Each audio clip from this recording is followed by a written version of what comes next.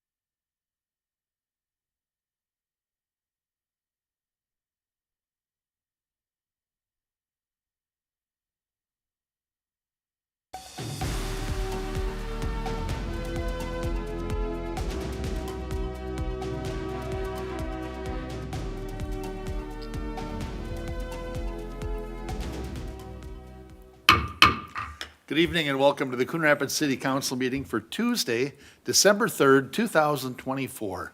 If you could please rise and join us for the pledge. I pledge allegiance to the flag of the United States of America and to the republic for which it stands, one nation under God, indivisible, with liberty and justice for all. Please call the roll. Councilmember Kraskowiak. Here. Councilmember Ray Rauer. Councilmember Novak.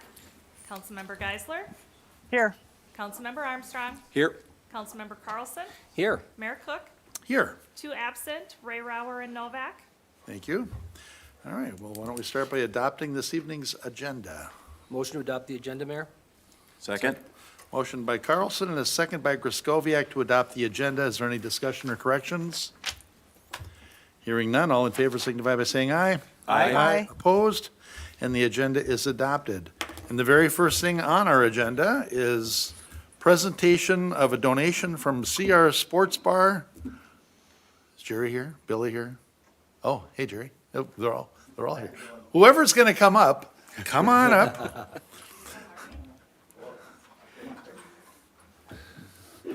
I might as well just head out front with a mic, I guess.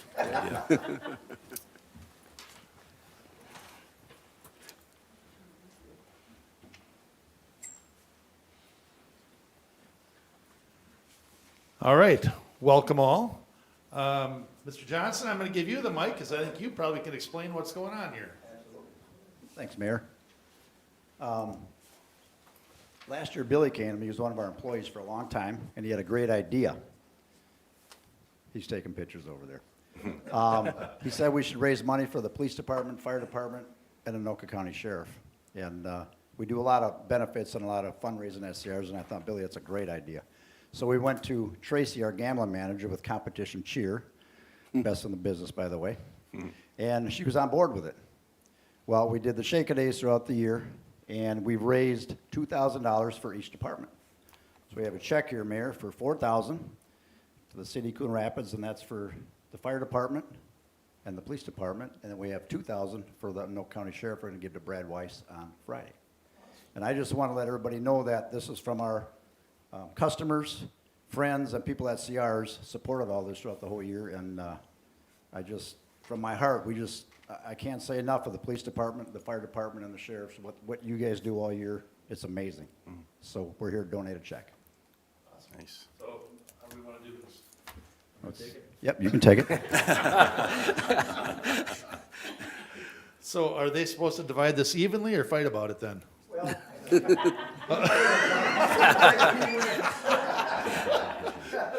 This time of year, you don't want to get squirted with a hose though either. I have Cheryl Hansen here. She's one of our great customers, and she wanted to be here for the presentation. Very good. All right, well, I'll get on the outside of the chief here. All right. All right, here we go.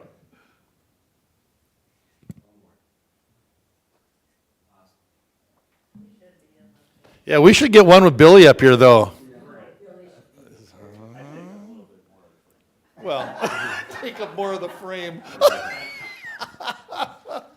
Thank you very much. This is so very generous, and I am positive that it's going to get put to good use. Any ideas yet, Chief?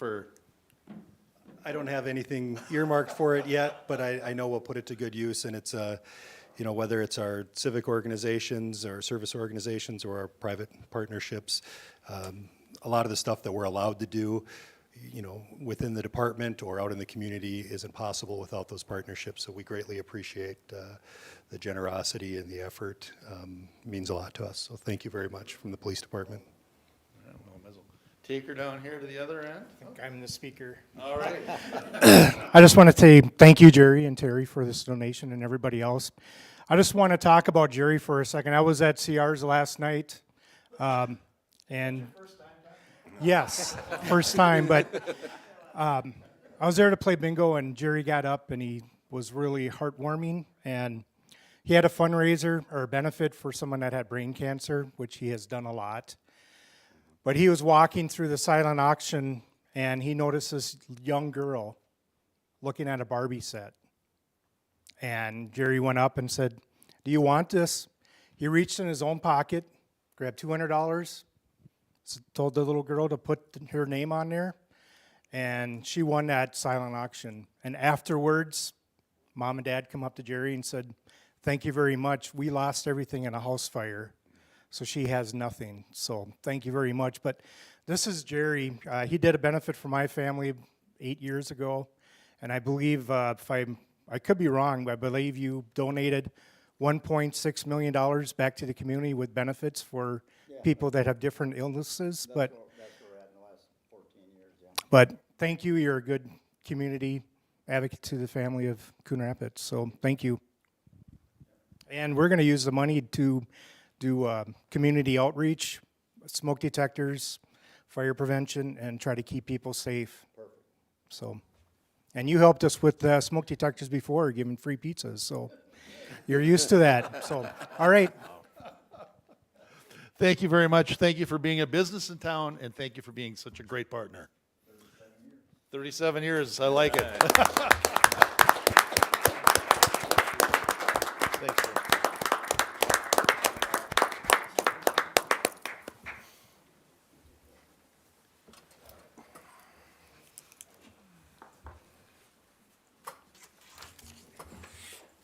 To do more good deeds.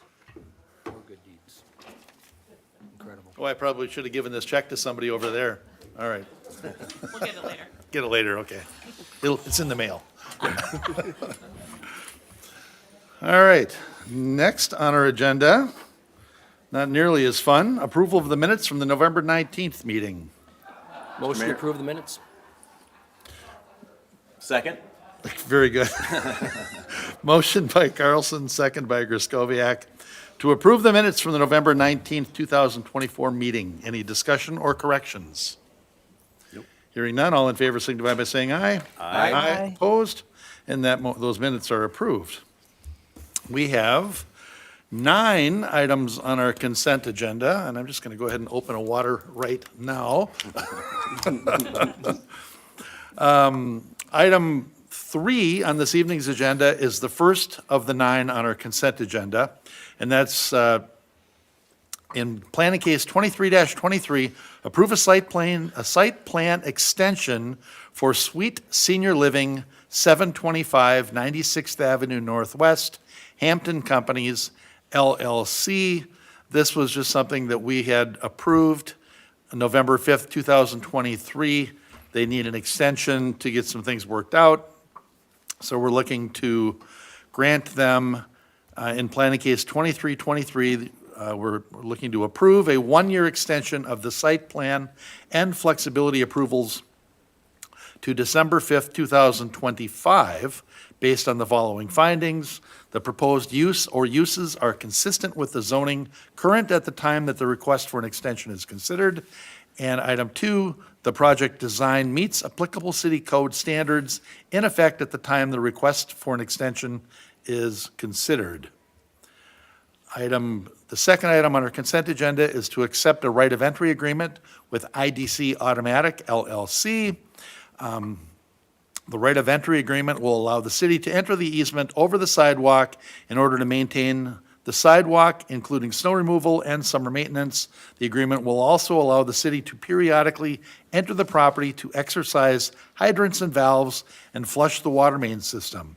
The utility and drainage system within the site are considered private, and the property owner will continue to own and maintain these items. This right of entry agreement simply provides the city the ability to ensure appropriate public safety. So we're looking to accept the attached right of entry agreement with IDC Automatic LLC for the expansion of IDC Automatic. Next on our consent agenda is to adopt Resolution 24-101, calling for a public hearing to vacate drainage and utility easements, 360 Coon Rapids Boulevard. This is that same project. On July 9th, the City Council approved Planning Case 24-8, approving the site plan and flexibility requests for a 25,570 square foot addition to the existing IDC Automatic building used for office, warehouse, showroom, and manufacturing of garage doors and related items. The expansion will occur on 3 separate contiguous parcels at 360 Coon Rapids Boulevard, and council included as a condition of site plan approval that the applicant combine the 3 parcels via the county lot combination process. The applicant has completed the process and provided a new PID to city staff for the combined parcel.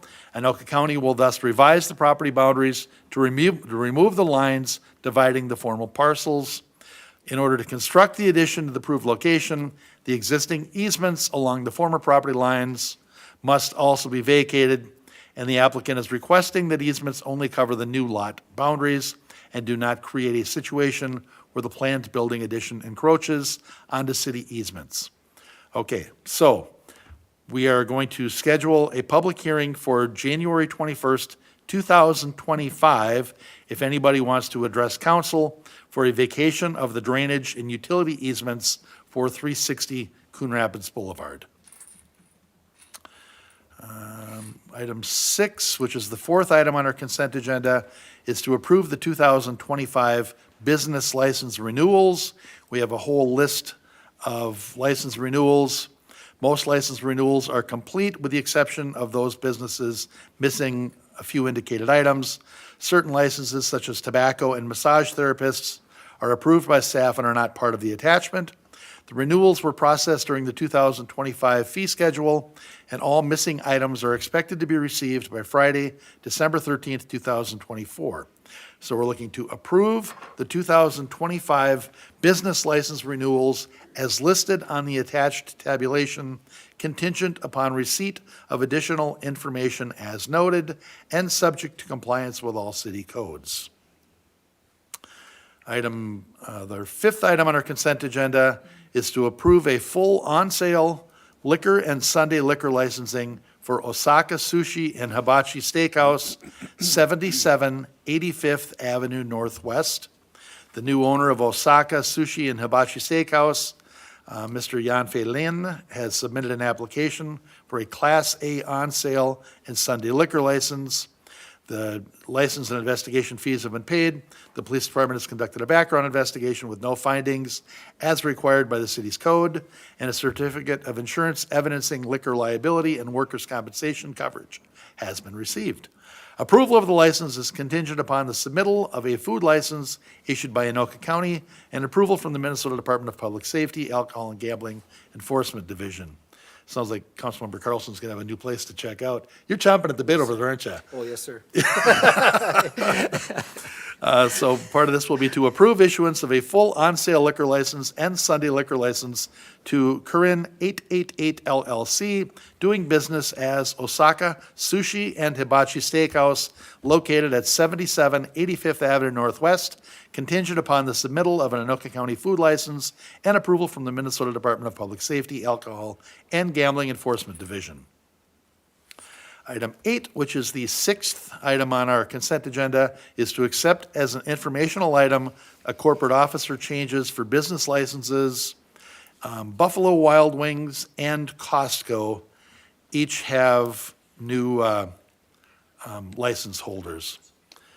Buffalo Wild Wings at 3395 River Rapids Drive is Eric Astron, and Costco at 12547 Riverdale Boulevard is Rainey Aston and Zachary Smiley. And this is provided for information only. All right, next item on our consent agenda is to approve the final payment to Northwest Asphalt for Project 24-2, full depth reclamation and mill and overlay. We're looking to approve the change order and the final payment to Northwest Asphalt Incorporated in the amount of $30,776.67 for Project 24-2, full depth reclamation and mill and overlay. Next item on our consent agenda is to adopt Resolution 24-107, approving Sustainability Commission appointment. Emily Newharth submitted an application for the Sustainability Commission. After discussion with the applicant, the Sustainability Commission voted to recommend Emily Newharth's appointment to fill a vacancy with a term ending December 31st, 2027. So we're looking to adopt Resolution 24-107, appointing Emily Newharth to the Sustainability Commission. And our 11th item on tonight's agenda, which is the 9th and final on the consent agenda, is to receive the schedule of electronic payments. Minnesota State Statute 471-38 requires a list of transactions made by electronic funds transfer be provided to the city council at the next regular meeting after the transaction. So we have the attached list of electronic payments processed since the last council meeting. So we're looking to receive the schedule of electronic payments from November 14th, 2024 to November 26th, 2024. And unless I missed something, that is our complete consent agenda.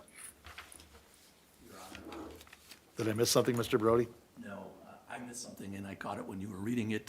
The street vacation requires a 4/5 majority of the council, so that would require a vote of at least 6.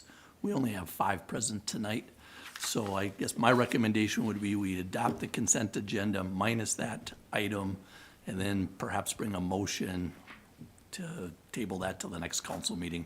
We have it scheduled for the 21st of January. I think we have enough time for notice to actually still have it on the 21st. We'll just adopt it at the next council meeting, assuming we have enough council members at that one, which we hope we do.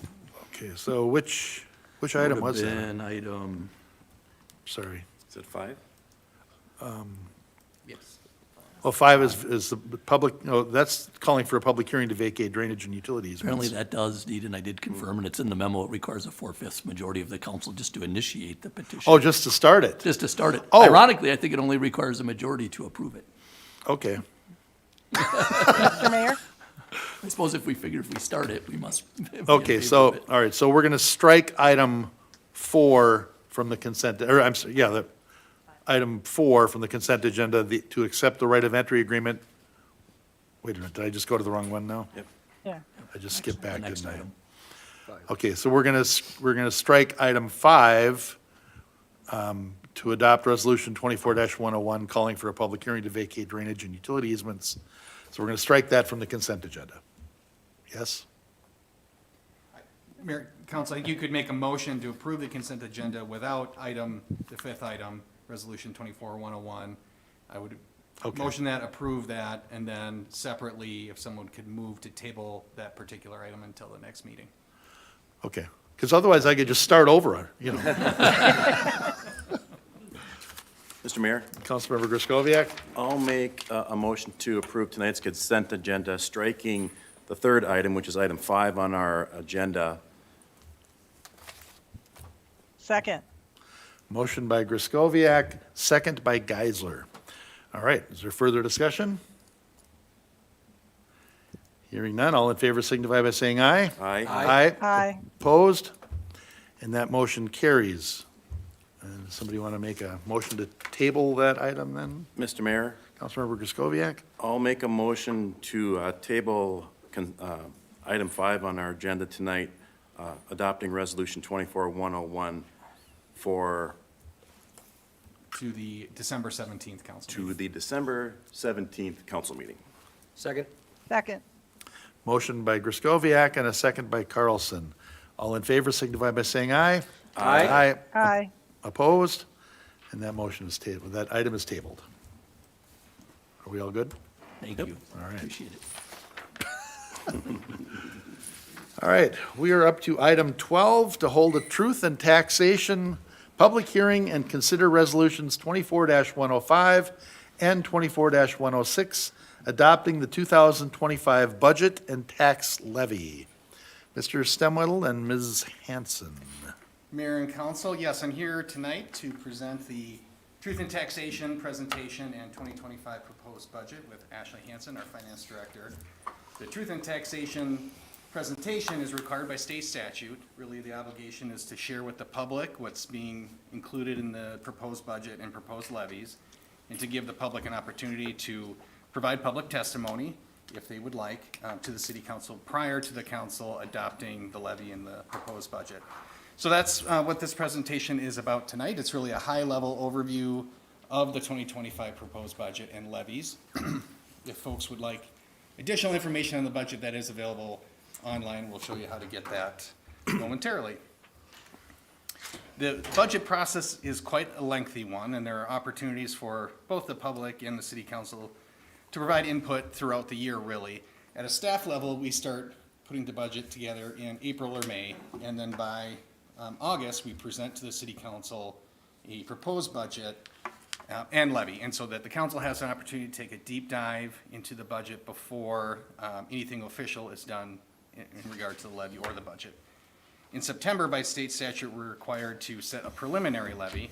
This levy just sort of sets the maximum levy and budget, if you will, of the city, and provides the public an opportunity to understand what that levy is going to be. And that information gets used on truth and taxation notices. So if you own property in town, you get a notice from the county in November that has that information on the various taxing jurisdictions and what their proposed levies are, and also provides information on where folks can present their opinion about that levy and budget prior to being adopted, which is why we're here tonight. Then in December, we need to certify the levy and the budget to the county, so we're asking the city council to consider the levy and the budget here tonight, so we can do that before the end of the year and make those property tax notices official.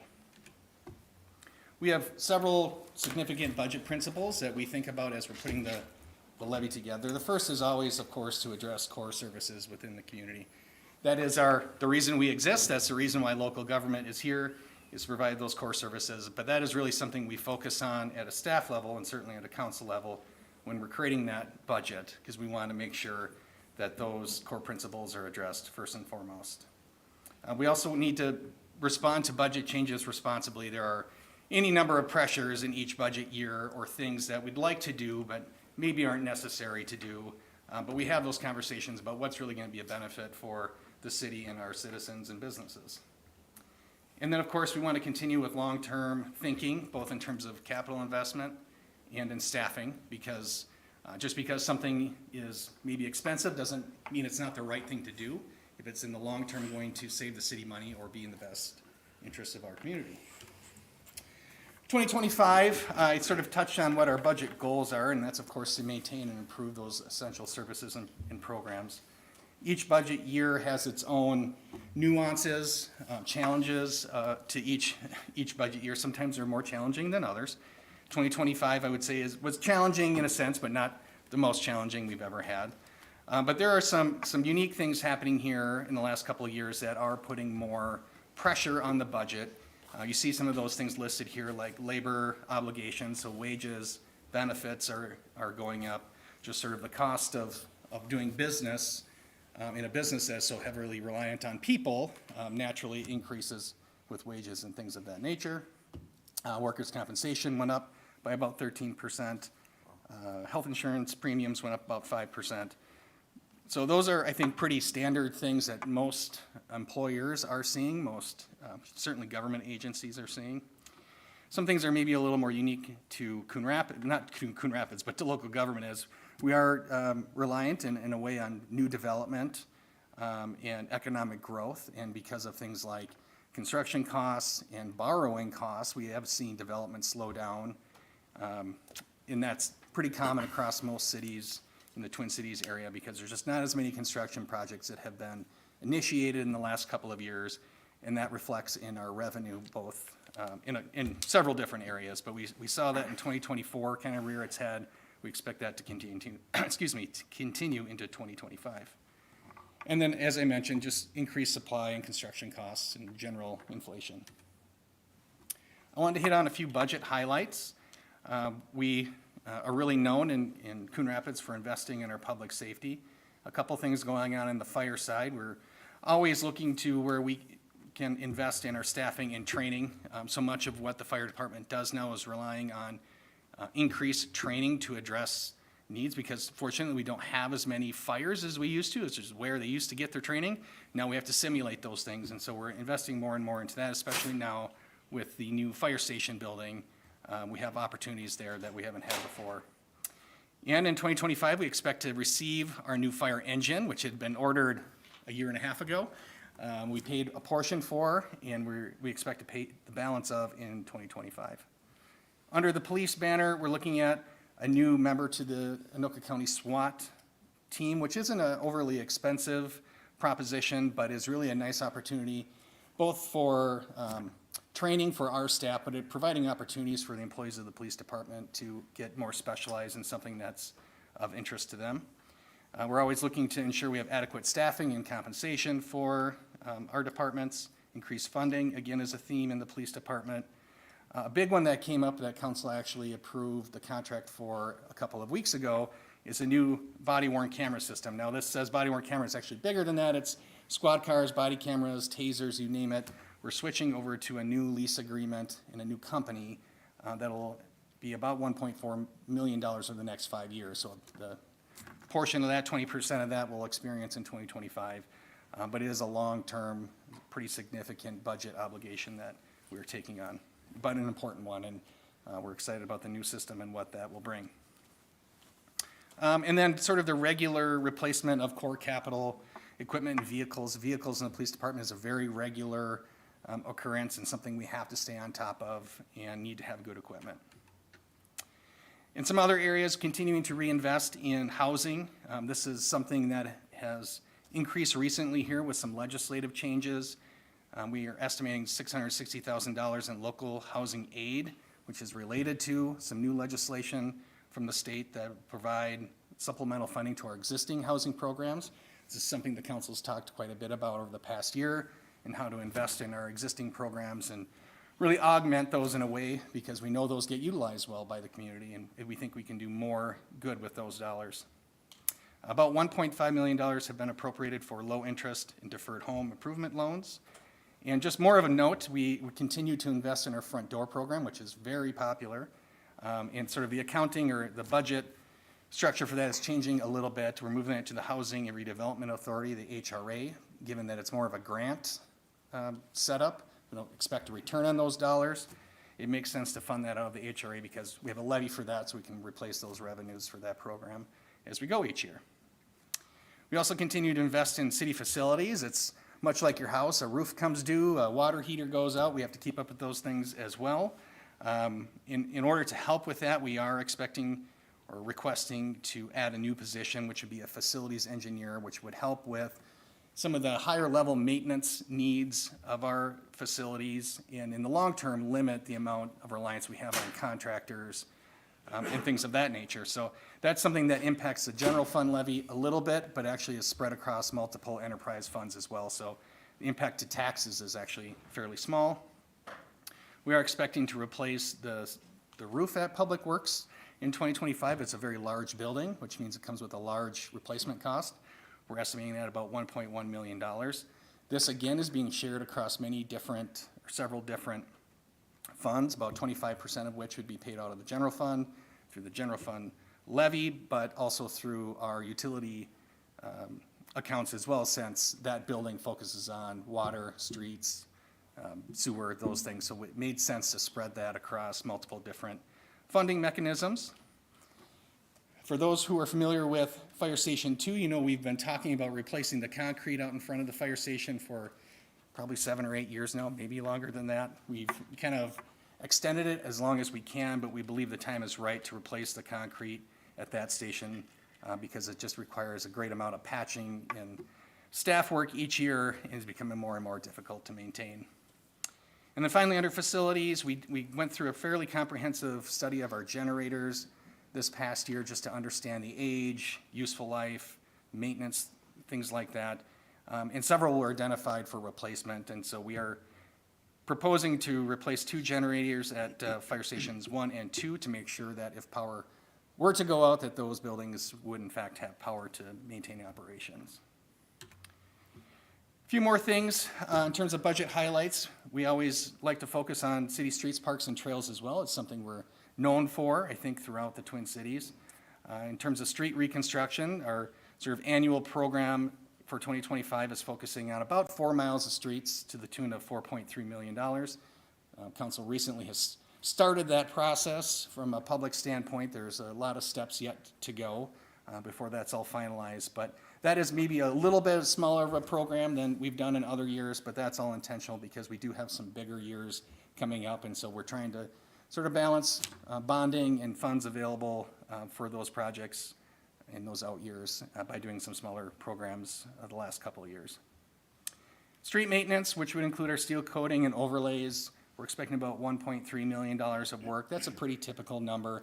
It gets inflated each year a little bit by construction costs and so forth. But that's a really nice program to make sure that the streets we do have, we're getting as much useful life out of them as we possibly can, so we don't have to reconstruct them as soon as we might otherwise. In the 2025 budget, we have allocated about $2 million for final design and right-of-way acquisition related to the Trunk Highway 610 East River Road interchange. For those who maybe aren't familiar, the city is advocating for a full access interchange at East River Road and Highway 610, something we've been working on for many years, but more concertedly the last few years. We actually have been successful in getting about 50% of that project funded through federal grants. We are going to ask the state of Minnesota for capital contribution to that this legislative session, and have some dollars available through previous state awards to do some of this work. So that's what that $2 million is coming from. It's sort of those previous awards that we've received, and something that council will be updated on throughout the year in 2025. Soccer complex field lighting was something we split into two budget years, 2024 and 2025. We've initiated that project for 2024. We do need to allocate $350,000 in 2025 to complete the upgrade of that lighting and the electrical system. And then the next one is really just general park and trail improvements. We kind of have a plug number each year of about $400,000 to do certain trail sections, certain parks, depending on which ones are in most need of improvement in the plan that's put together by the Parks and Rec Commission and our staff. And then in the long term, we are looking at updating our park master plan. It's something we like to do well in advance of having to do the comprehensive plan. And it has been quite a while since we've updated that. In fact, the last full update was prior to the referendum, in which we've done many park improvements since that was approved. And so the timing is right to update that plan as we look forward to future park planning and the comprehensive plan update. And then in the world of ash trees, which has been a challenging aspect of local government for many cities, is we have done much to increase our funding related to ash tree removal. As many in the community have probably seen, ash trees are falling very quickly, too quickly really to keep up with in some respects. And so this fall, the city council approved an interfund loan to help supplement the dollars available to remove those ash trees. That funding will continue through the end of 2025, and then we'll be looking at how to handle that for the next couple of years. We think we'll need sort of that enhanced funding for the next 3 to 5 years to deal with first the removal and then the replacement of those ash trees. And probably the next couple of years, really the focus will primarily be on removal, just so we can get them down, because they are decaying quickly, and once they do, they become very brittle and a challenge and unsightly. I know there's a lot of people who would love to get it out of their front yard. And then my final slide before I pass it on to Ms. Hanson is some of the capital equipment funds. We have a number of funds that have their own levy that really take a 10-year view of how we need to replace our capital equipment, with the idea that we're going to have peaks and valleys as we go through those 10 years. And so we want to levy one consistent number to kind of cover our costs for that period of time, so we don't have to levy $2 million one year and $200,000 the next. You just pick a nice, smooth number. And some years you deplete a little bit of your fund balance, and some years you increase it. Some of the big things that we're looking at for 2025, again, are that new fire engine, something we've already ordered, it's on the way, but $700,000 has been budgeted to complete that once we receive it. A new dump truck, we typically buy one new dump truck a year. That's been a pretty steady way to do it. They are getting very expensive, however. $285,000 is the going rate for a new dump truck, believe it or not. Police vehicles, this is probably 8 to 10 different police vehicles that are represented in that $545,000 number. And then $200,000 for IT upgrades. We just have lots of IT systems that need to be updated on a kind of 3 to 5 year revolving cycle, and that number is a pretty typical number to replace computers, IT infrastructure, security equipment, you name it is what's included in that. I'm going to pass it to Ashley. Thank you. All right, so I'm gonna get more into the numbers. So the first thing kind of want to highlight is our changes to our debt service that's supported by tax levies. So our debt levies make up about 15% of our overall levies, so it's good to kind of review the changes. So and these are things that are, have been approved when the council issued bonds that the levies were set for future years, so there isn't really much to change on these. For 2025, we're looking at an increase of just over 300,000, it's about 5.5%. The items just to note, so debt related to street reconstruction makes up most of that increase at 251,000 for the new issue that was done for the 2024 street reconstruction project.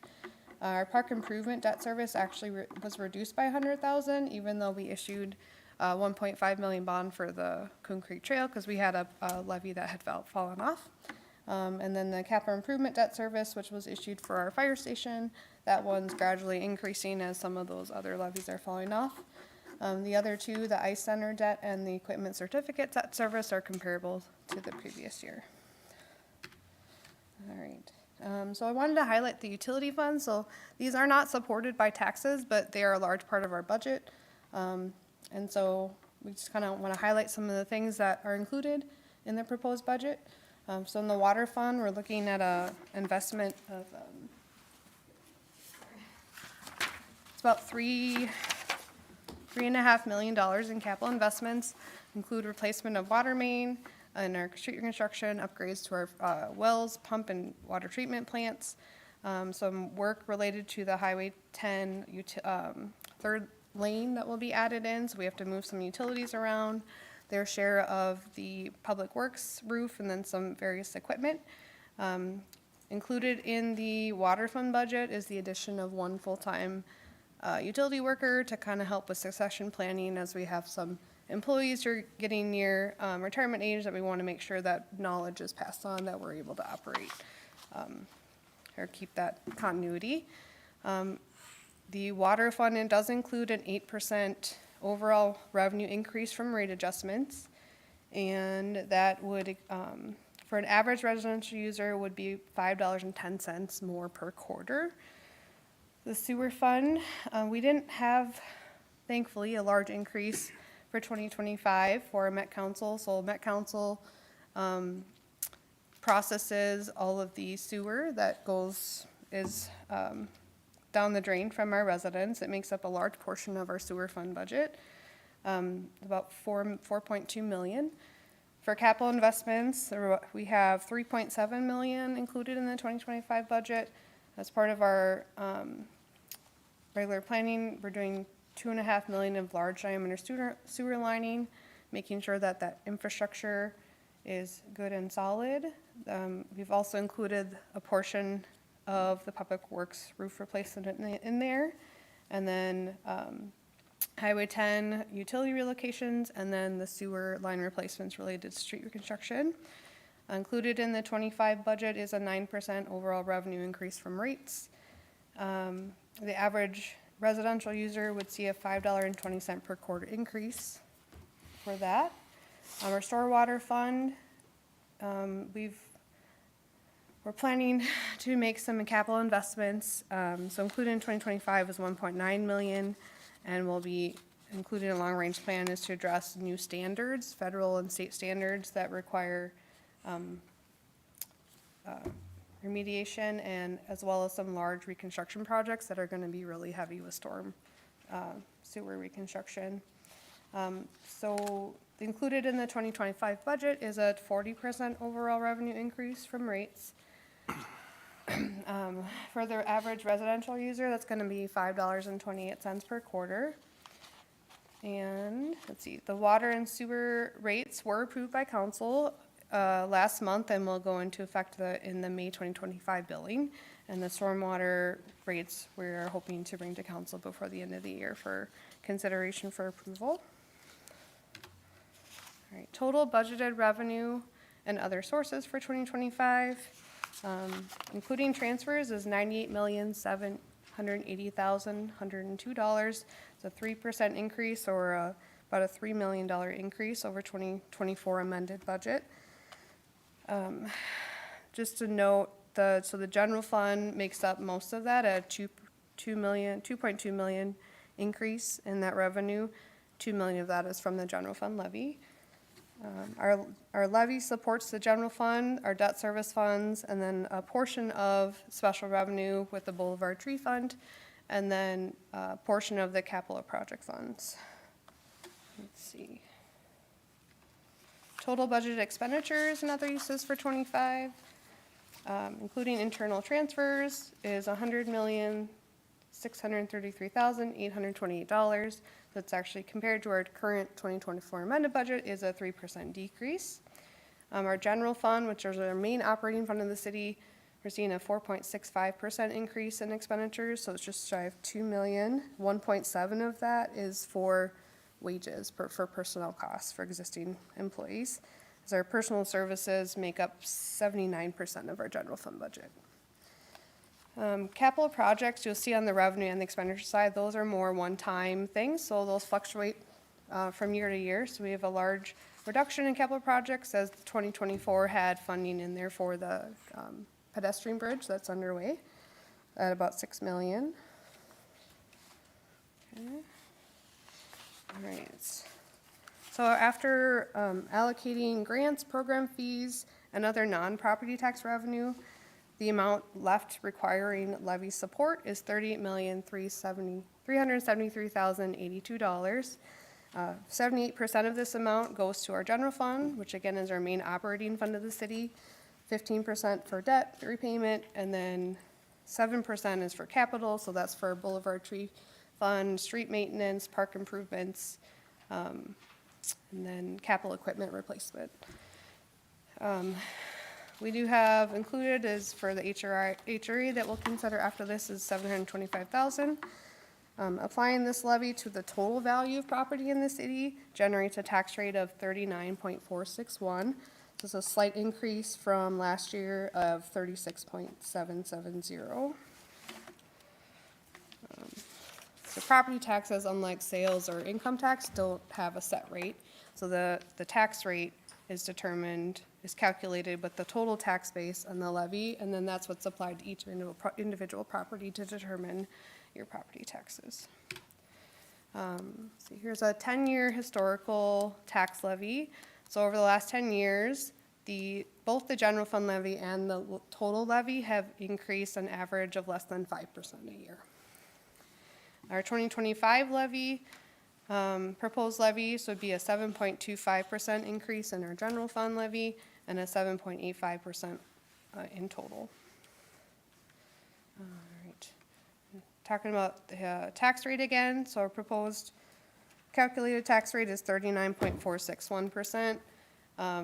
We see we've had the last few years, our tax base has increased in value, and our levy has increased moderately. So you've seen a decrease in 23, a slight increase in 24.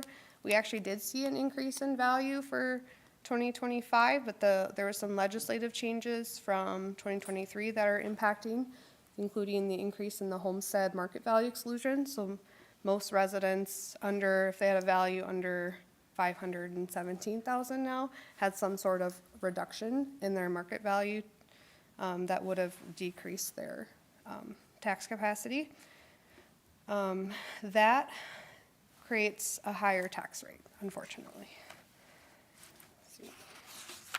All right, so here's a comparison of our tax rate for 2025 with other jurisdictions in Anoka County. We are 8th among our neighbors. Four of the lowest ones are kind of more rural and don't really have as many services as the city provides. All right, so we want to provide a sample tax impact calculation. So this is, obviously every property is different, they're valued different, and so we use the medium single value home to show the impact.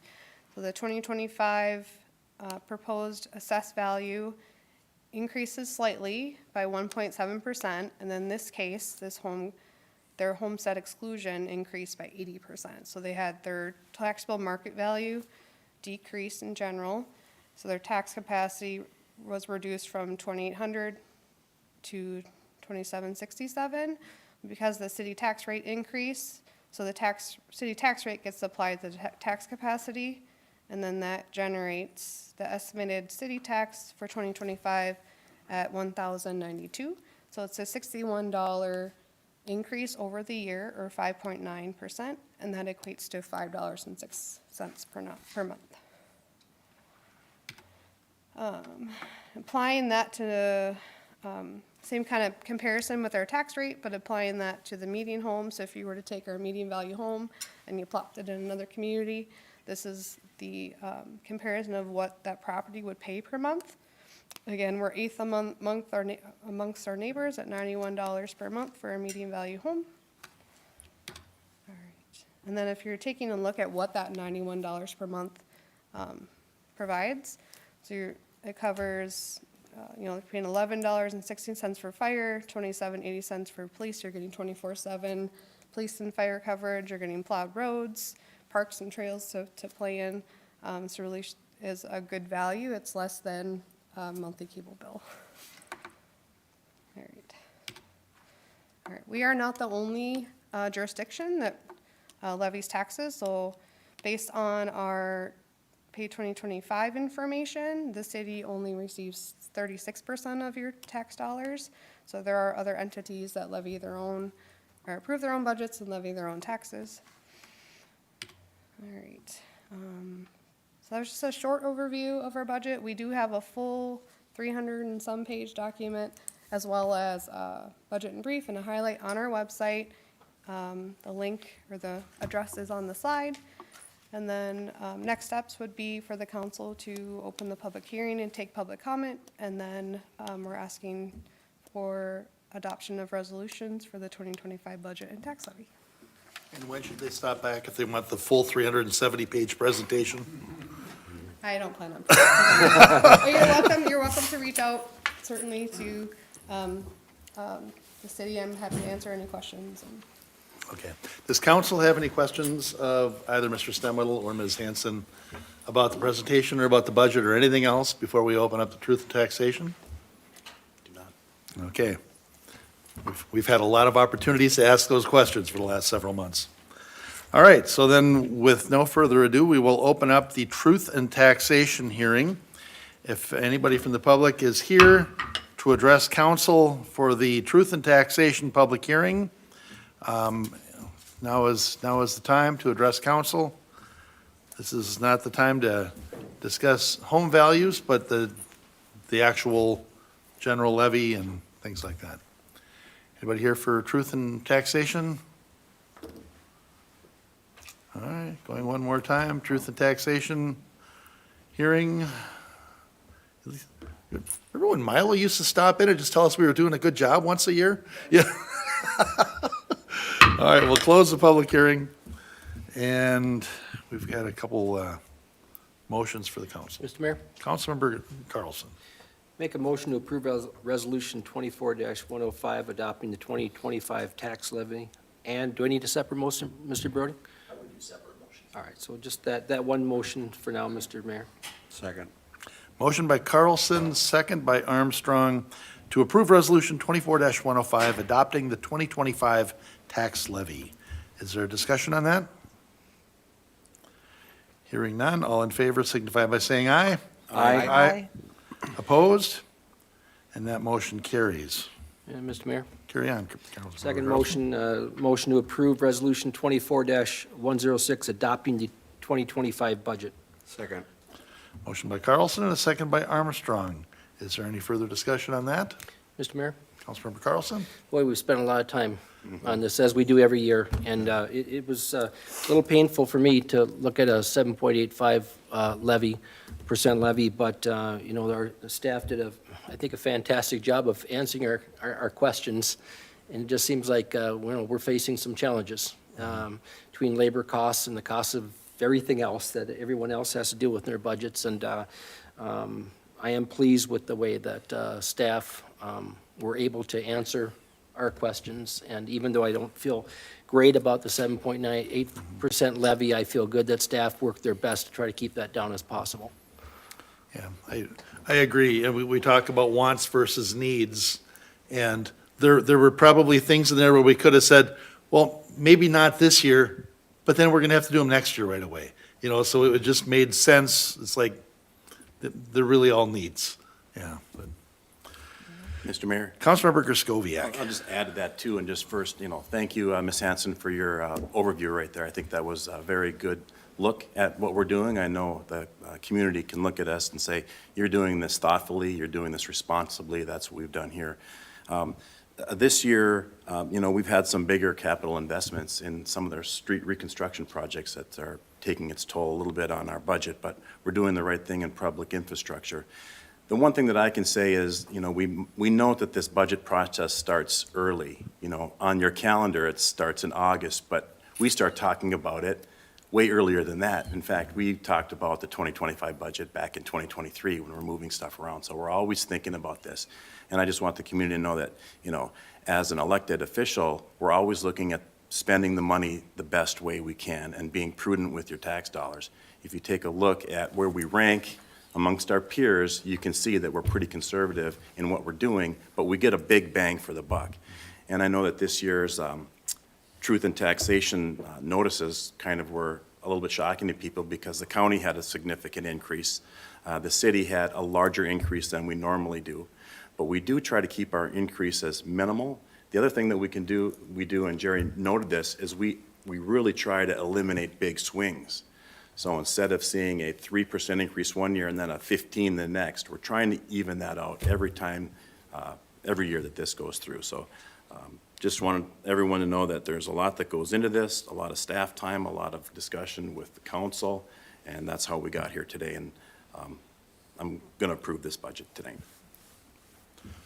All right, we have a motion and a second. Do we have any further discussion on this? Hearing none, all in favor signify by saying aye. Aye. Opposed? And that motion carries. We don't need a 4/5 for the budget, but we need it to do a vacate a street. Okay. The rules. All right. Okay, we don't have any bid openings. Thank you very much. Thank you. We don't have any bid openings, old business. We're under new business. Item 13, to consider planning case 24-31. Consider a resolution 24-104, approving a comprehensive plan amendment, Hidden Creek Woods, Second Edition, 1210 117th Lane Northwest. Thank you, Mr. Mayor, members of the council. Mr. Patzner, welcome. Hello, it's good to be back.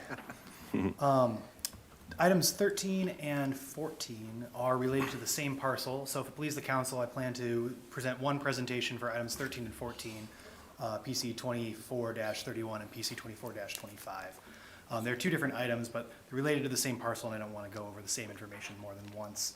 So what I do have before you is related to a parcel at 1210 117th Lane Northwest. That's on Zion Street, just north of Northdale Boulevard and south of Sand Creek in the Sand Creek Trail area.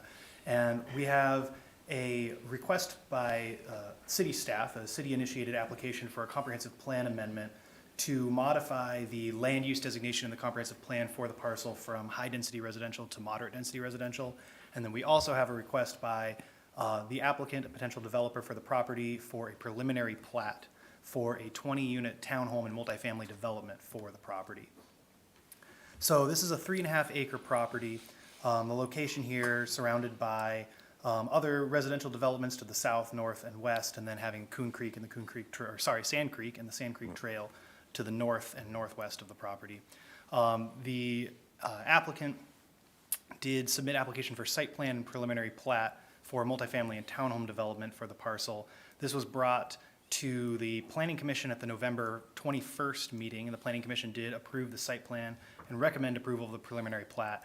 Before that, it was brought to the Board of Adjustment for the approval of a variance, and the variance was part of the request for the application, and that was to allow an internal drive lane on the property to be closer to the Zion Street right-of-way than is generally allowed in the moderate-density residential zoning district. And so what's before the council today, in terms of developer-initiated applications, is just the preliminary plat application.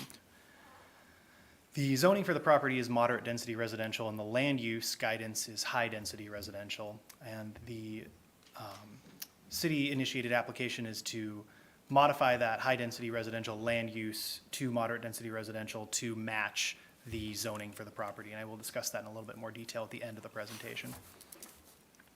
So what's being proposed by the developer for the preliminary plat are 24 sale units.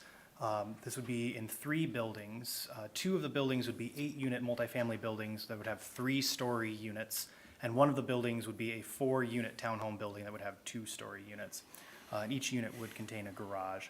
And the proposed density for the development would be about 5.9 units an acre, which fits within the moderate density residential density range that is allowed in that land use district. So here's an image of the preliminary plat, and I'll move forward to an image of the site plan, which is a little bit easier to read. So you have on the far western edge a proposed retention pond. To the east of that, the 4-unit townhome building with 2-story units, and to the east of that, the 2 8-unit multifamily buildings with 3-story units. Around the north and west ends of the 8-unit multifamily buildings is a proposed fire lane, drive lane going around the buildings for fire access. The applicant is proposing 50 total parking stalls, which meets the 2.5 stalls per unit requirement in the MDR district. 2 of these stalls per unit would be in the garages in these residential units. 10 stalls would be common guest spaces elsewhere on the site. The units would also have 20-foot long driveways, meaning that the driveways can be used for parking if needed. However, these were not counted toward the total parking on the site. The site would have a single access point onto Zion Street on the northeastern edge of the site. And the existing sidewalk along on Zion Street, I unintentionally put Boulevard there, along Zion Street would remain.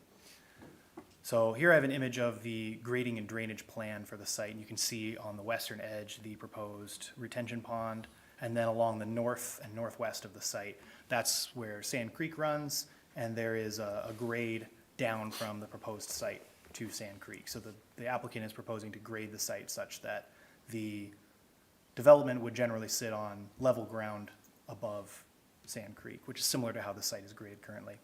I also included an image of the proposed landscape plan showing trees planted by the applicant, generally all around the edges of the site, helping screen it from the existing residential uses to the south, northeast, and then across Sand Creek to the north. And then another image showing that landscaping plan in context. The site is generally quite wooded right now, as is the Sand Creek Trail to the north and northwest. And I also included renderings showing the front perspective and then rear and side elevations for the 4-unit, 2-story building, and then for the 8-unit, 3-story buildings. And the front and rear elevations are generally about the same because these would be back-to-back units. And then just to go over the city-initiated application to modify the land use for the parcel quickly. So currently, the zoning is a moderate-density residential, and the land use guidance is high-density residential. And city staff do believe that this was unintentional and this was done by mistake. Generally, staff try to propose changes to zoning and land use that match each other, so would rarely propose a change to zoning that would bring a property out of compliance with the land use and vice versa. So staff are proposing to bring the zoning, or change the land use to be in compliance with the zoning rather than the other way around. And this is because in 2018, the City Council did approve resolutions in planning cases 18-22 and 18-23 to re-guide and rezone the property from high-density residential, which it was before 2018, to moderate-density residential, which it was re-guided and rezoned to after 2018. However, in 2019, the 2040 Comprehensive Plan was adopted, and the 2040 Comp Plan land use map that was adopted did not reflect this re-guiding, and my best understanding is that it's likely that that land use map was drawn up before the re-guiding that was done in 2018 and was not modified before adoption in 2019. So officially, currently, the land use is high-density residential while the zoning is moderate-density residential. This was only caught by city staff because the applicant did bring an application forward, and we noticed that the land use and the zoning did not match for this parcel. Because staff believe that the intention in 2018 was for the site to be moderate density residential, and also believe that the site is more appropriate for lower density, moderate density residential development compared to a high density residential development. Staff are proposing to bring the land use in line with the zoning. So with that, for item number 13, staff do have a motion that they recommend for council to adopt resolution number 24-104 in order to modify the land use in the 2040 comprehensive plan. Thank you. All right. Any questions of Mr. Patzner? All right. Mr. Mayor, Councilmember Carlson? make a motion to adopt resolution number 24-104, approving the proposed comprehensive plan amendment based on the following findings. Number one, the proposed amendment would not have an adverse impact on the surrounding area. Number two, the proposed amendment is compatible with adjacent land uses and zoning. And number three, the proposed amendment is consistent with future land use guidance and policies of the 2040 comprehensive plan. Second. Motion by Carlson and a second by Armstrong. Is there discussion on this? Mr. Mayor? Councilmember Carlson? I think this is a really nice use of that land. I think it's going to be really beautiful on Sand Creek there. I think it'd be really nice. Would be a nice place there, right on Sand Creek. It'd be a nice area. And Mr. Mayor, Councilmember Griscoviac? I think the presentation was done nice, and it makes sense that it's moderate density residential, as was, adopted back in 2018, so now this aligns everything, so this makes sense to me. Yeah, I'm usually okay going high to medium. Yeah. All right, any further discussion? We have a motion and a second. All in favor signify by saying aye. Aye. Aye. Opposed? And that motion carries. And now, Mr. Patzner, you pretty well covered everything for item 14. Should we just roll into that, or? Thank you, Mr. Mayor. I do just want to quickly discuss some of the conditions of approval that are not standard for this item. I do have a lot of Okay. conditions of approval for this. Most of these are standard conditions. However, condition number 2 requires that an existing deferred assessment on site be paid. This was essentially an assessment that is owed to the city for the city having paid for installing utilities on the site back in the 1990s or 2000s, I believe it was. I don't have the date in my head, and I apologize for that. But there are existing utilities on the site, water and sewer, that were paid for, and so there is a deferred assessment on the site that does need to be paid in order for the site to be developed. There is, number 7 on these conditions is that a letter of map revision be provided to the applicant, and this is a letter of map revision required by FEMA in order to build on what's considered a floodway on the property. And the proposed grading plan by the applicant would be sufficient for FEMA to provide a letter of map revision that would designate the part of the site that includes building pads to no longer be a floodway. However, the only way in order to receive that letter of map revision would be after getting the approval for the site and for the grading plan. So it's included as a condition of approval that that letter of map revision be provided. And then lastly, condition number 9 was for the variance request for the interior drive setback to be approved by the Board of Adjustment. This was approved by the Board of Adjustment at the November 7th meeting. So that's all I have for that. Thank you. It took me a while to embrace this project, because it's such a beautiful parcel down there by the creek and everything else, but the utilities are in. It was supposed to be developed. It's already been, it's like, all right. It just took me a while to get my arms around it. Council, what are your wishes? Mr. Mayor, Councilmember Geisler. I would make a motion in planning case 24-25 to approve the proposed preliminary plat with the stated 9 conditions. Second. Motion by Geisler and a second by Griscoviac. Is there further discussion on this? Hearing none, all in favor signify by saying aye. Aye. Opposed? And that motion carries. Thank you, Mr. Patzner. You're staying for the next one, though, aren't you? Yep. Item 15. Ooh, I got a lot of things before I get to 15. There we go. Planning case 24-29, consider a lot split, 11220 Dakota Street Northwest, Parent Custom Homes. Mr. Patzner. Thank you, Mr. Mayor, members of the council. So I have before you a request for a lot split on a property, and I just need to pull up my presentation there real quick? Okay. On a property with the address 11220 Dakota Street Northwest, which is a property that is between 15th Avenue and, or sorry, 115th Avenue and the Mississippi River, there on the western edge of the city. And what's being proposed by the applicant is to turn this single-family property, which consists of 2 parcels, into 2 single-family properties consisting of 2 parcels. So the first item that the applicant requested was a lot line adjustment, and that was approved by the Planning Commission in the at the November 21st meeting.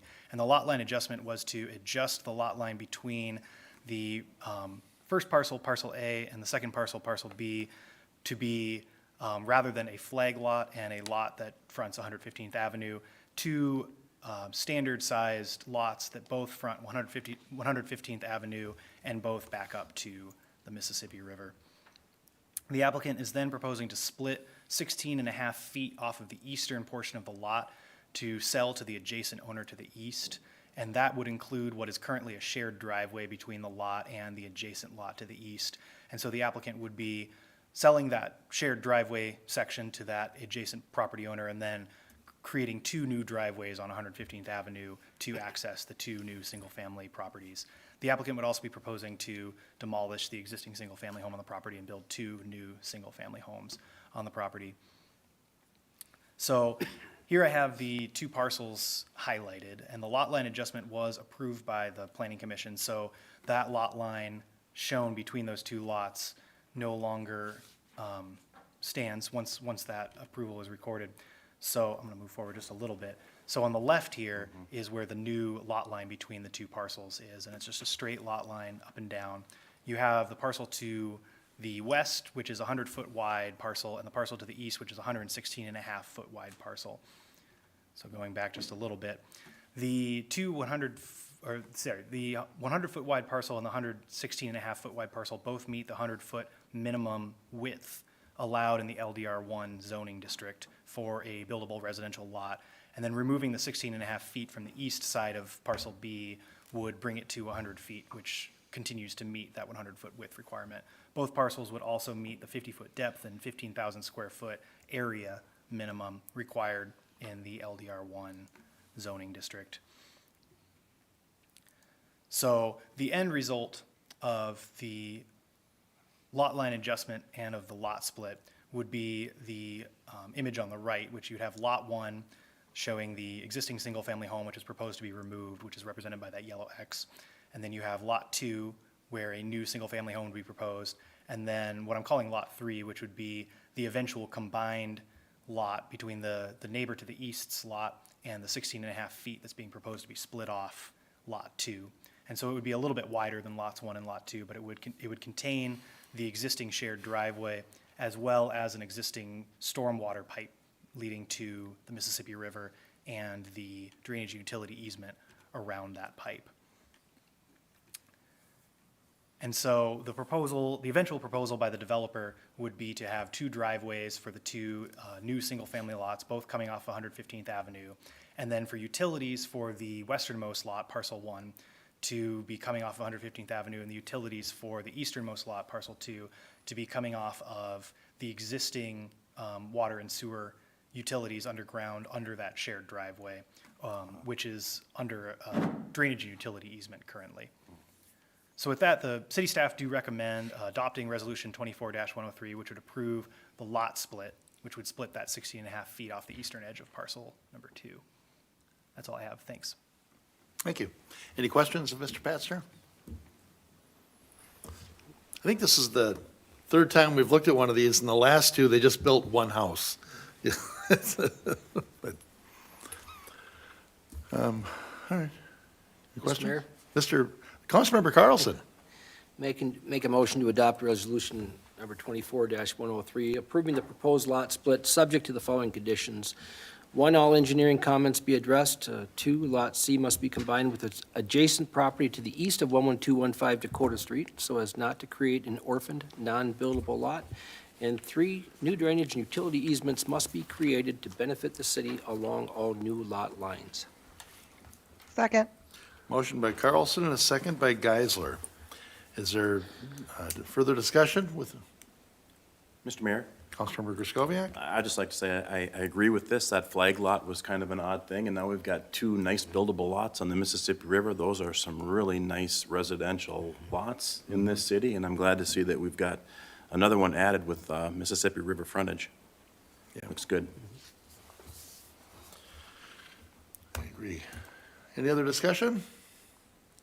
Hearing none, all in favor signify by saying aye. Aye. Opposed? And that motion carries.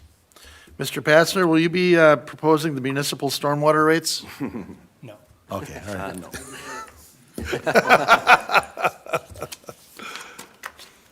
All right. Item 16 this evening. And now for the rest of the evening, the next four items are introductions.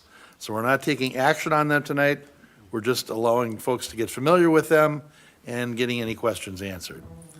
So item 16 is to consider an introduction of an ordinance amending the municipal stormwater rates, charges, and collections, City Code Section 13-1300. Mr. Himmer. Thank you, Mr. Mayor, Council.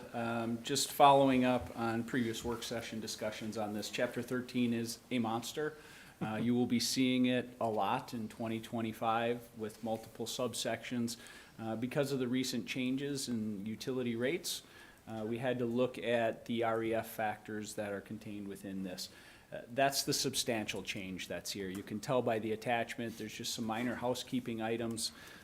Just a couple of word changes here and there, a little wordsmithing, but overall, the substantial change to this ordinance that's proposed is generally the REF, and that's the, how stormwater utility rates are determined, or how the charges are determined. The rates are determined annually by your resolution. So the major difference is residential has gone to a per unit discussion or per unit basis, and all the other land uses have gone slight revisions and consolidating because there was lots of inconsistencies in how certain things were charged. So there's not a lot to this other than really those items. I'm happy to answer any questions you may have on that, but again, it's just that introduction to maintain consistency with our stormwater rate charges that have been changed recently.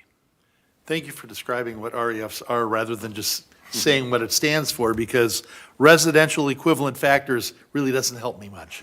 So, any questions for Mr. Hammer on this? If there are no questions, we will consider the ordinance amending municipal stormwater rates, charges, and collections, City Code Section 13-1300, introduced. And we're on item 17. Consider an introduction of an ordinance authorizing the sale of real estate 83XX Mississippi Boulevard. Mr. Brown. Yes, good evening. This is a city-owned lot down at the very southern edge of the city. It's a 50-foot wide strip of land on the 8300 block of Mississippi Boulevard. We were approached by a neighbor about potentially acquiring the property. So we've been talking with him for a while. We confirmed that the neighbor on the other side is not interested in it. City really doesn't need the land. It's owned it for decades, had acquired it back in the 1970s for utility purposes. No utilities have ever been constructed at that location. So we've negotiated a sale price of $4,500, a fairly small amount, although adding land to someone's existing residential lot doesn't always add a ton of value to that property, so we feel that that's a fair price. Because this is a city-owned property, the sale needs to occur via ordinance, so we'd like to have you introduce the ordinance tonight. I can answer any questions. Then we'd have it come back for adoption in 2 weeks, and would also have you consider a purchase agreement at that time. The neighbor is very eager to close, hoping to even do so by the end of the year. Sure. Yeah, and Mr. Brown, it's not very much money, but the lot is of no use to us. It's not a buildable lot. We can't sell it. Even if they attach it to his, as you showed us, he can't divide his lot. It doesn't, so it really is minimal value, and I think this makes sense. especially when the other neighbor isn't interested, so. Anybody have any questions of Mr. Brown on this? Mr. Mayor? Councilmember The only question Griscoviac? that I had, and I agree with that this really is of no value to the city, so we should get rid of it. But my question was, has the city been maintaining it in any way? Has there been any cost involved over all those years of it sitting there? Or is it just, has the neighbor most likely been maintaining it? Yeah, the city really has not done much to maintain it, and frankly, the neighbor has complained that occasionally Yeah. branches come off of trees, and he will clean them up. So it's a win-win situation. Exactly, yeah. Yeah, it's actually kind of just wild through there because nobody owns it, so. Right. Okay. All right, any other questions? If there are no other questions, we will consider the ordinance authorizing the sale of real estate 83XX Mississippi Boulevard introduced. Mr. Mayor, point of information. Yeah? Both of these introductions, will they come back to us then in the next council meeting on the 17th? Correct. Okay, I just wanted the community to be aware that if there are questions and if they have information, they can come back before the 17th when we vote on it. Thank you. Yep. All right, item 18 is to consider introduction of an ordinance amending Chapter 11 to regulate cannabis. Thank you, Mr. Mayor, council members. My next slide here. I have before you a zoning text amendment to Title 11. This correlates with our cannabis ordinance. So a quick background for everybody. As you are probably well aware, the state passed the cannabis law in 2023, legalizing adult recreational use of marijuana. We can expect sales in Minnesota by Q1 of next year. So the state is advising that cities adopt their ordinances by January of 2025. The state has set up the Office of Cannabis Management, or the OCM, and they will be responsible for issuing business licenses, and then us as the city will be responsible to register those state licensed businesses, as well as performing annual compliance checks, including age verification and performance standards. So as directed by the council at your October work session, we as staff are recommending the most restrictive rules allowed by state statute. We'll start here with the cannabis retail. This will be allowed in our community and general commercial zoning districts, as well as regional shopping. Prohibited in the River Rapids overlay, aside from Port Wellness and Port Evergreen. We are also allowed to implement some buffers around different uses in the city, including 1,000 feet from schools, 500 feet from daycares, 500 from residential treatment facilities, as well as 500 from parks with playgrounds and athletic fields. We're also allowed to limit the number of cannabis retail businesses based on our population. So it's 1 per 12,500 people, which puts us at 5. So we are required to allow at least 5 cannabis retail businesses. Moving on to the production side. So this will include cannabis cultivation, manufacturing, hemp manufacturing, cannabis wholesale, as well as transportation and delivery. This will be only allowed in our industrial zoning districts, Same buffers will apply here as did the cannabis retail. Different from the cannabis retail, though, we are not allowed to limit the number of these businesses based on state statute. And then as far as odor goes, the businesses will need to comply with our existing odor ordinances, which currently defer to the enforcement power of the MPCA. Quick recap from our November 21st Planning Commission meeting. It was voted 5-1 to recommend approval. At that meeting, we discussed the following questions. First, whether or not established cannabis retailers, state licensed retailers would be forced to move if a protected use, such as a school or daycare, moved into their buffer. Staff concluded that no, they would not be forced to move and they would be essentially grandfathered in. Secondly, whether or not we're going to allow outdoor cultivation. State does not allow us not to allow it, so yes, it will be allowed, but staff don't feel it will be likely in our current climate here in Minnesota, as well as the added security measures that are needed to secure that kind of operation. So that is all I have for you tonight. I'm happy to take any questions. Mr. Behringer, do you think, Mr. Stemwedel and I were at a presentation a couple weeks ago, Yeah. and they really talked about the odor. They just talked about how there's a couple times a year when it's growing where it's just really unbearable for anybody around there. And I'm curious what the MPCA, what their ruling is on that, and will that be enough for this? So, Mr. Mayor, currently the MPCA is developing standards on how to regulate ambient air odor. There is currently no standards in place right now. Oh, okay. All standards that they do enforce relate to pollution particulates. So if, I know from previous experience, certain filters are needed to keep certain pollution out of the air. With plain ambient odor, there really isn't that same level of standards right now, but they are currently developing those. Their website basically says to be determined on when they will be at play, but they've been at it for about a year now, it looks.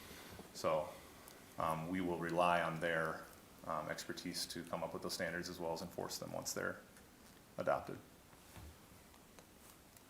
Okay.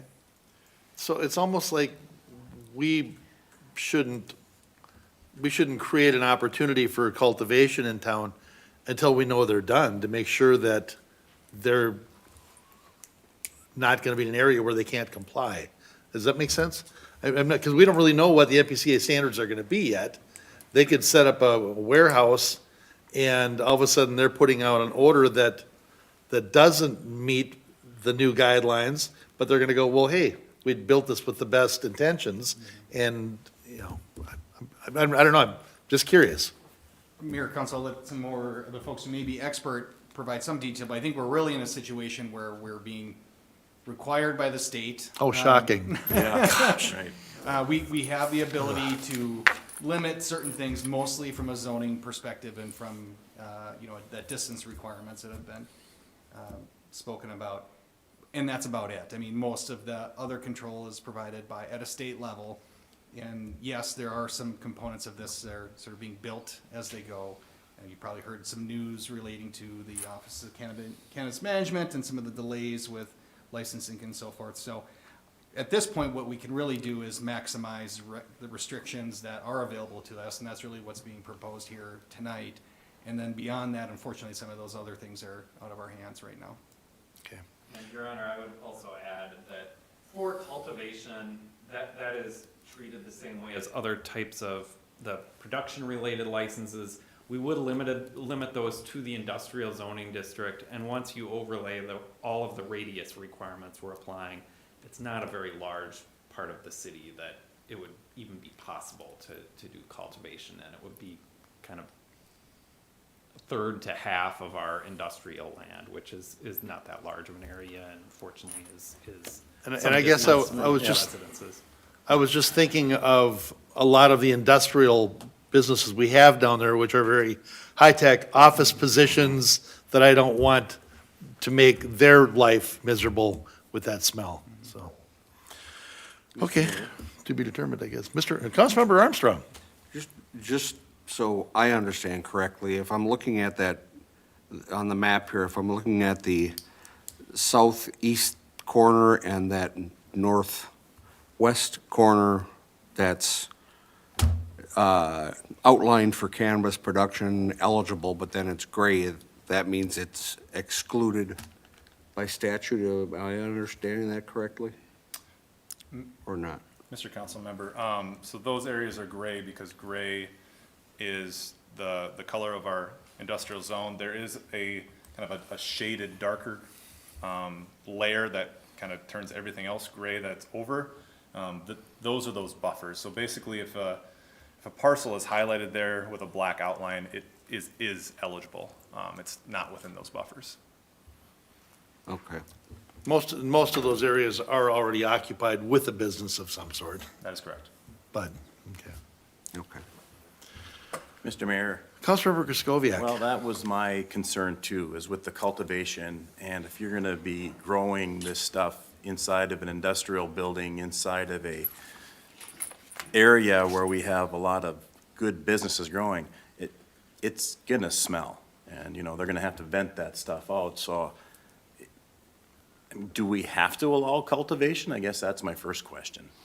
That was kind of the word, yeah. Yeah, okay. And, Thank you very much, State of Minnesota. yeah, exactly, and thanks for not thinking about that as you put this into our city, right?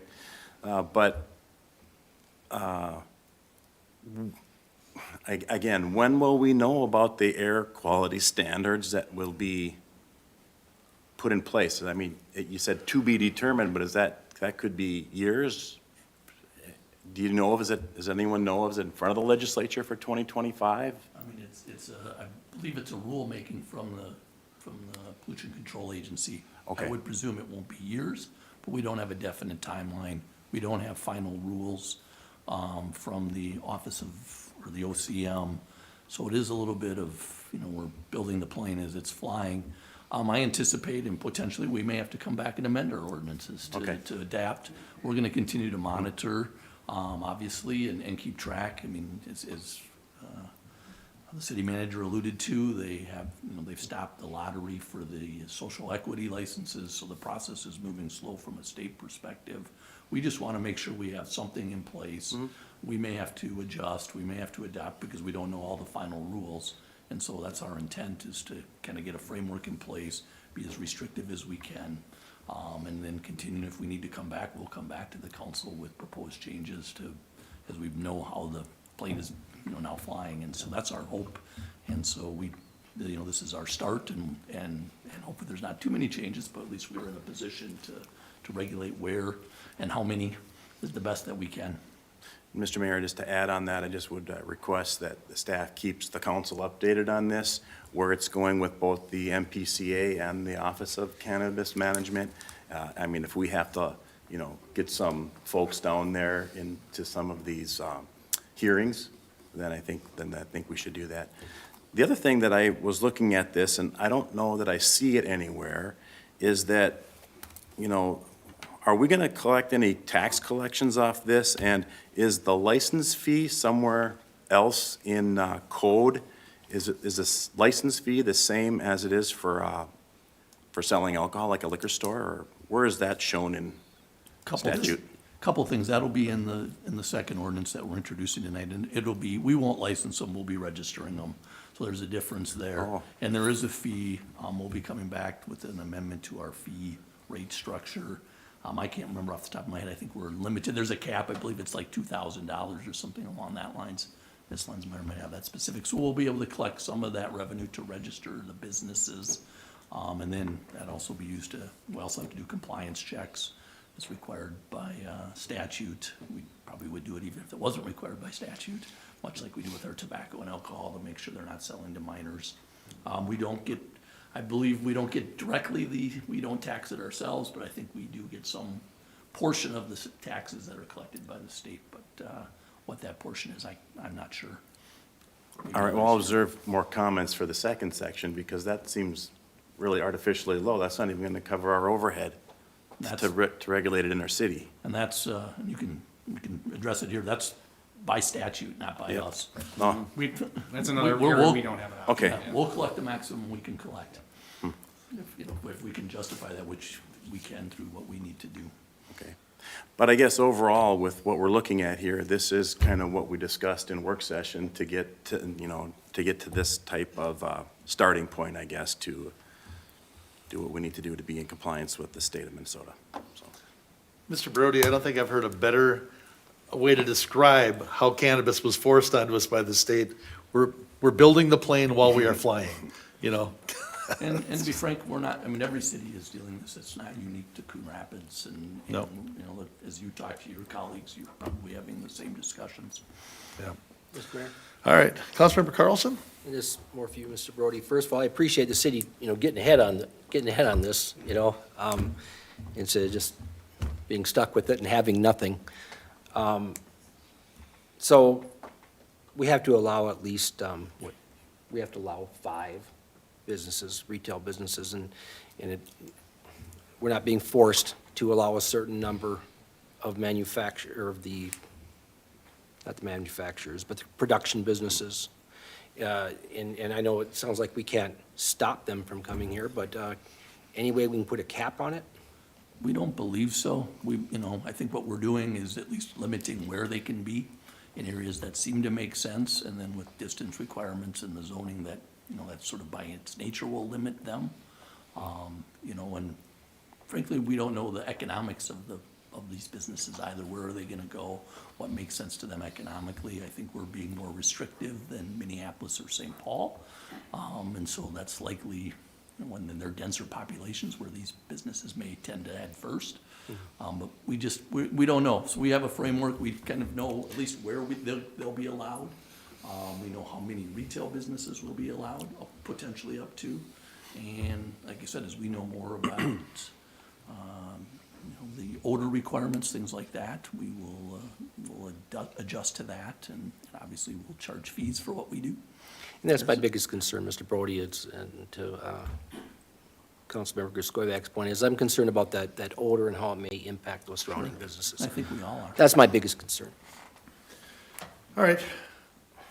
Any other questions on this one?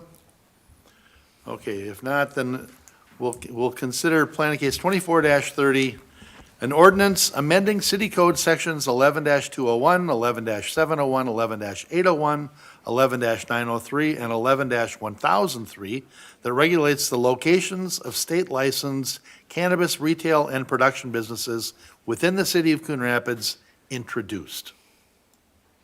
Is that right, Mr. Brody? It looked like you were following along. Okay, good.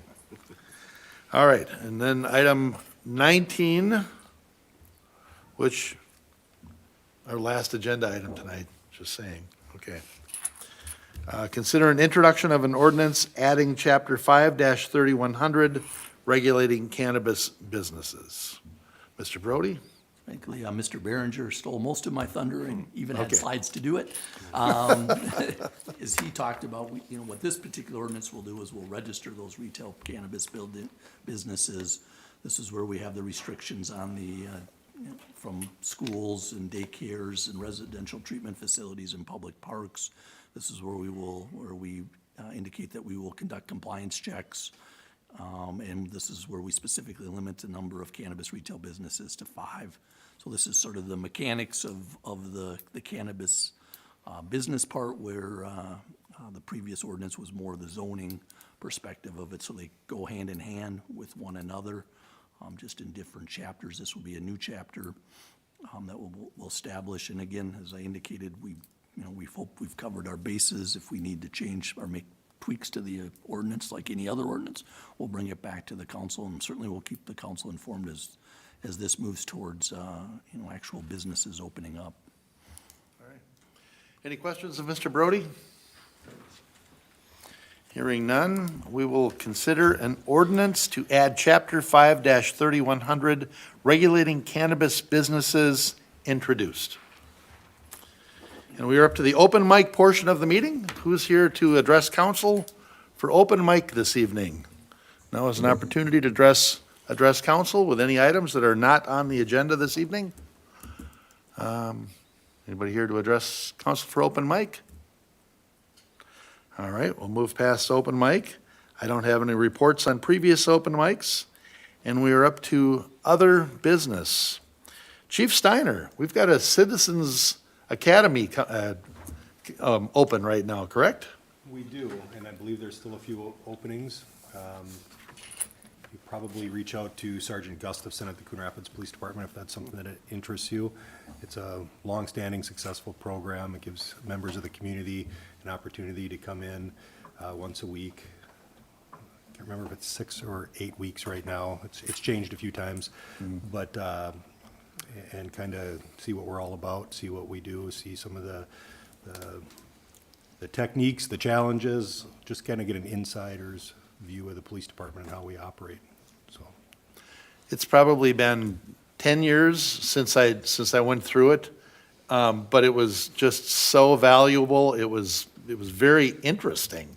All of your officers that present could be instructors, so they're probably all set to be instructors. It was very interesting, and you almost felt like you're going, should they be telling us all this? You know? well, we have, Mr. Mayor, we have a lot of officers that have been doing it for a long time and look forward to it. It's one of those great opportunities to engage with people that are really curious and kind of want to be there, sort of like going to training. Some trainings you go to because you have to, and you can tell when you're in a room full of people going to a training that want to be there, and that's the kind of feeling you get when you're engaging in one of these classes. So it's a great opportunity. If it's something that interests someone in the community, reach out to us and we'll make it happen. All right. Yeah, I would encourage you, if you're able, to consider this, because it really does, provides you insight to the police department and the community. So, other business. Mr. Mayor, Councilmember Carlson. I know that we had the wonderful presentation with Jerry Johnson, the CR Sports Bar, and, with their generous donation to police, fire in Anoka County. And then recently I saw the police department had a real nice post on Luther North Country Ford giving a donation for our Shop with a Cop program, the Coon Rapids Police Department. It's just a couple of those many examples of how wonderful, we have such wonderful businesses and such wonderful, residents that donate their time, their treasure, and their talents. And we have so many wonderful businesses that contribute to our city. And I just want to say how nice it is to see things like that. And I've always appreciated all the work that Jerry Johnson has done at Sierra. I've been to a couple of his, fundraisers. Does a real nice job down there helping so many people. That picture of the folks at North Country Ford presenting the check, you always go, it's like Mayberry. We got 2.5 million square feet of retail. You don't need to leave Coon Rapids for anything. We've got everything here, but yet it's just so close. It's like Mayberry when things like that come up. Except Mayberry probably, they wouldn't put together $4,000. Mr. Mayor. Chief Steiner. And I was going to go down that road as well. I alluded to it with the CR Sports Bar. But we're often the conduit, because of our platform and our ability to engage with the community, to make things like Shop with a Cop happen, where we can give now a whole bunch more kids an opportunity to enjoy a Christmas that they might not have, to buy presents for their family or for themselves and their siblings. And, a donation like that was completely unexpected from North Country Ford, and it's so appreciated, because we're usually scratching to try to get enough money together, hitting people up, and to have an unexpected donation like that is just took a whole lot of strain off of that program, and it's going to do great things this holiday season. So we appreciate that and want to acknowledge them. Absolutely. All right. Do we have one more? Let's see, today's the 3rd, it's the 17th. So we do not have another council meeting before the tree lighting. All right. So Coon Rapids, or not, Anoka has had a successful tree lighting for many, many years. And R&D, rip off and duplicate. So we decided to start our own, 3 years ago, I think it was? 3 years ago. And it's just fabulous. It's just so great. We now have the tree in place over next to the Coon Rapids Ice Center. And on Saturday, December 14th, we will be lighting up thousands of lights on it. We've got live music up on the stage. We're going to have activities for kids. Thank you back there. 3:30 to 6. The key time of the afternoon, though, is 5:30. 5:30 is when the countdown is, the lights go on in the tree, and a pretty spectacular little fireworks show goes off. Bundle the kids up warm, bring them down there. We'll have Santa in his Santa shack, meeting with all the kids. We'll have Rocky down there, get pictures with Rocky. It's just a very good, very fun event, and I don't think you can get your wallet out. I don't think anything costs anything down there. So it's just a very fun night, and it's Saturday, December 14th. Bundle the kids warm, though. Oh, my gosh. Every year you see them in their little dress shoes, and you're going, what are you doing? Please dress warm. Mr. Mayor? Councilmember Carlson. I like the way you describe it as a, like a Hallmark event. Just so nice. And it's growing. It's growing every year. It's getting bigger and bigger. And thank goodness for the wonderful volunteers that'll be out there. Community Strength Foundation, of course, it's one of the many things that they do. And to your point, Mr. Mayor, as far as don't bring your wallet, there have been, a lot of painstaking efforts to make sure that families can enjoy this, no cost. There'll be letters to Santa, a booth for letters to Santa, ornament making booth, just all sorts of things for the kids to do. And that fireworks show, boy, I'll tell you, that'll rival some 4th of July celebrations. I mean, it's incredible.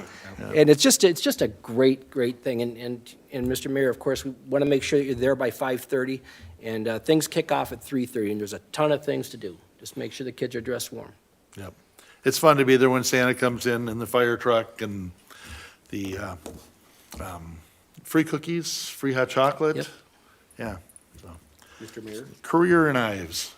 Yes, Councilmember We Armstrong. should mention, if it didn't get mentioned, the Coon Rapids High School food shelf and the Cardinal Compassionate Fund will be there.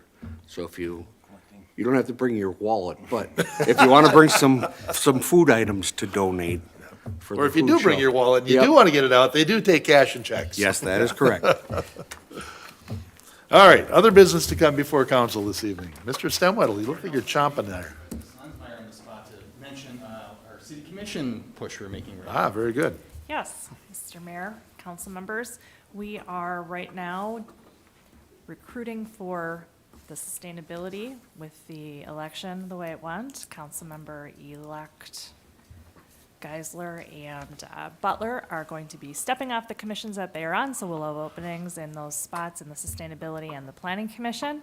We do have positions on the Historical Commission as well, and one on the Fire Civil Service. So if you are interested, please check our website out and fill out that application, or you can call me in the clerk's office. All right.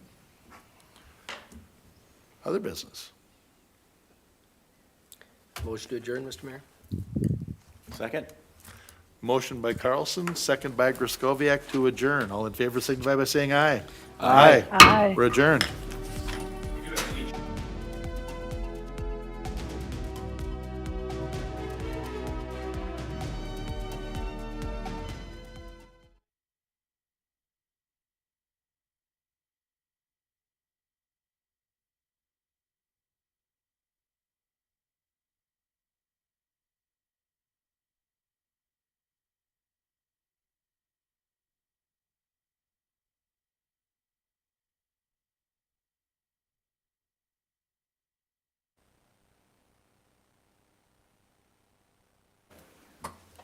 Oh,